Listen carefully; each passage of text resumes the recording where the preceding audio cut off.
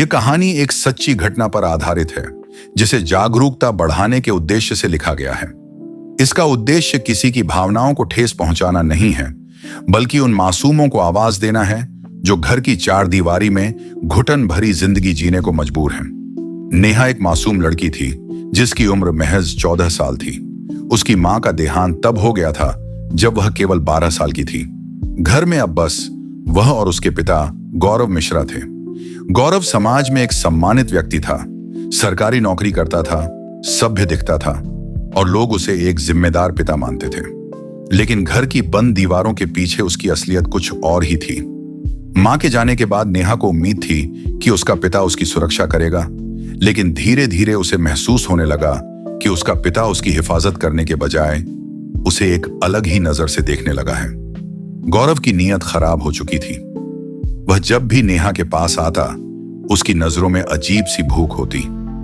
कभी वह उसकी पीठ सहलाने के बहाने हाथ फेरता, तो कभी उसके गालों को सहलाता और कहता, तू बिल्कुल अपनी मां जैसी दिखती है। शुरू में नेहा को यह सब समझ नहीं आया, लेकिन जैसे जैसे समय बीतता गया, उसे महसूस होने लगा कि कुछ बहुत गलत हो रहा है। वह जब भी अपने पिता से बचने की कोशिश करती, तो गौरव उसे डरा देता। अगर किसी से कुछ कहा तो तुझे अनाथालय भेज दूंगा, फिर वहां तुझे और भी बुरी जिंदगी मिलेगी। नेहा के लिए घर ही जेल बन चुका था। वह चाह कर भी किसी को कुछ नहीं बता सकती थी। स्कूल में उसकी सबसे करीबी दोस्त पूजा थी। एक दिन हिम्मत करके नेहा ने उसे सब कुछ बता दिया। पूजा ने उसे समझाया, नेहा यह गलत है, तुझे किसी को बताना चाहिए, पुलिस को बताना चाहिए। लेकिन नेहा ने कहा, कोई विश्वास नहीं करेगा पूजा, वह समाज में बहुत बड़ा आदमी है, सब उसे ही सही मानेंगे। कुछ दिनों तक सब सामान्य चलता रहा, लेकिन फिर एक रात गौरव ने सारी हदें पार कर दी। नेहा अपने कमरे में सो रही थी जब उसे अचानक महसूस हुआ कि कोई उसके पास बैठा है। उसकी आंख खुली तो उसने देखा कि उसका पिता उसके बिस्तर पर बैठा था। बेटा डर मत, मैं तेरा ख्याल रख रहा हूं, उसने कहा। लेकिन उसके शब्दों में पिता का स्नेह नहीं, बल्कि एक वहशीपन था। नेहा घबरा गई और चिल्लाने लगी, लेकिन गौरव ने उसका मुंह दबा दिया। सुबह जब नेहा उठी तो वह पूरी तरह टूट चुकी थी। अब उसके पास सहने की ताकत नहीं थी। वह जानती थी कि अगर अब उसने कुछ नहीं किया तो उसकी जिंदगी हमेशा के लिए बर्बाद हो जाएगी। अगले दिन स्कूल में उसने अपनी टीचर से मदद मांगी। टीचर ने तुरंत 1091 महिला हेल्पलाइन पर कॉल किया और पुलिस को सूचना दी। रात को जब गौरव घर आया तो दरवाजे पर पुलिस खड़ी थी।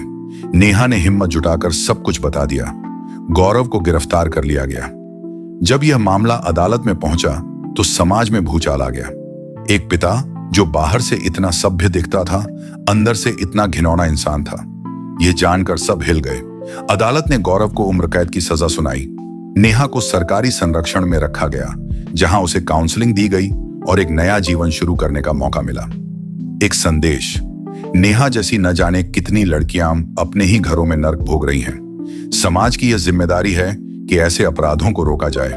अगर आपके आसपास भी कोई बच्चा परेशान दिखे तो चुप न रहें, आवाज उठाएं। बेटियां किसी की जागीर नहीं, उनकी भी अपनी पहचान होती है। अगर वह चुप हैं तो इसका मतलब यह नहीं कि उन्हें दर्द नहीं होता। गौरव को गिरफ्तार हुए 6 महीने बीत चुके थे। नेहा अब सरकारी आश्रय गृह में रह रही थी, जहां उसे मानसिक और शारीरिक रूप से स्वस्थ करने की कोशिश की जा रही थी। लेकिन क्या सच में वह उस नर्क से बाहर निकल पाई थी? रात के अंधेरे में जब सब सो जाते, तब भी नेहा की आंखों से नींद कोसों दूर रहती। जैसे ही वह अपनी आंखें बंद करती, उसे अपने पिता का चेहरा दिखता। उसकी गंदी नजरों से लेकर उसके वहशी हाथों तक का एहसास उसे सोने नहीं देता था। वह चीख उठती, कांप उठती और जब उसकी देखभाल करने वाली काउंसलर उसे संभालने आती तो बस यही कहती, प्लीज उसे मुझसे दूर रखो, वह फिर आएगा। लेकिन नेहा जानती थी कि उसका पिता जेल में बंद है। फिर भी उसे ऐसा लगता जैसे वह किसी भी पल लौट कर आ सकता है। कानूनी लड़ाई और समाज का दोगलापन। गौरव को कोर्ट ने उम्र कैद की सजा तो सुना दी थी, लेकिन उसके वकीलों ने हाईकोर्ट में अपील कर दी। मामला लंबा खिंचने लगा। दूसरी ओर समाज में नेहा के लिए अलग ही तरह की परेशानियां शुरू हो गईं। कुछ रिश्तेदारों ने कहा, लड़की ही झूठ बोल रही होगी, आखिर बाप बेटी का रिश्ता ऐसा कैसे हो सकता है? नेहा के ताऊ ने कहा, इसे घर ले आओ, इसे समझाओ, समाज में बदनामी हो रही है। मगर नेहा को इन सब से कोई फर्क नहीं पड़ रहा था। उसने तय कर लिया था कि अब वह कमजोर नहीं पड़ेगी। पिता का अंत और नेहा की जीत केस 2 साल तक चला। इस दौरान नेहा ने कड़ी मानसिक और शारीरिक ट्रेनिंग ली। उसने खुद को मजबूत बनाया और मनोवैज्ञानिक काउंसलिंग के जरिए अपने डर को हराने की कोशिश की। जब हाई कोर्ट ने भी गौरव की उम्र कैद की सजा को बरकरार रखा, तब जाकर नेहा को थोड़ी राहत मिली। लेकिन इस कहानी का अंत यही नहीं था। 3 महीने बाद खबर आई कि गौरव ने जेल में आत्महत्या कर ली। नेहा के मन में कोई भावना नहीं बची थी। वह न खुश थी न दुखी। उसने सिर्फ इतना कहा, जिसने बेटी को मरने पर मजबूर किया वह खुद मर गया। यह अंत सही था। अब नेहा अपने जीवन में आगे बढ़ रही थी। उसने वकालत की पढ़ाई शुरू की ताकि वह उन बेटियों के लिए लड़ सके जो अब भी अपने ही घरों में नर्क की जिंदगी जी रही हैं। समाप्ति, एक नई शुरुआत। सिर्फ कानून बदलने से कुछ नहीं होगा, मानसिकता बदलनी होगी। बेटियों को चुप रहना सिखाने के बजाय बल्कि वो अब उन दरिंदों के लिए सबसे बड़ा डर बन चुकी थी जो अपने ही घरों में बेटियों को नर्क की आग में झोंक रहे थे। शक्ति फाउंडेशन और आसरा दोनों संस्थाएं अब पूरे राज्य में जानी जाने लगी थीं।